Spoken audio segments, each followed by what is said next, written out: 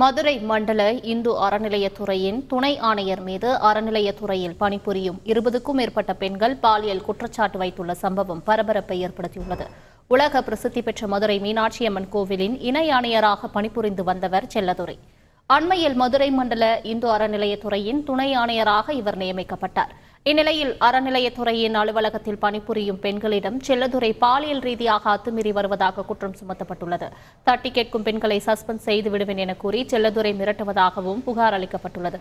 உயர் அதிகாரிகள் ரகசிய விசாரணை செய்தால் மேலும் சில பெண்கள் வெளியில் வந்து புகார் அளிப்பார்கள் எனவும் பரபரப்பு குற்றச்சாட்டு முன்வைக்கப்பட்டுள்ளது. இந்து அறநிலையத்துறை ஆணையரிடமும் இந்து அறநிலையத்துறை விசாரணை கமிட்டியிடமும் புகார் செய்திருக்கும் பெண்கள் புகாரின் நகலை இந்து அறநிலையத்துறை அமைச்சருக்கும் அனுப்பியிருக்கின்றனர். செய்திகளை உடனுக்குடன் தெரிந்து கொள்ள உடனே சப்ஸ்கிரைப் பண்ணுங்க.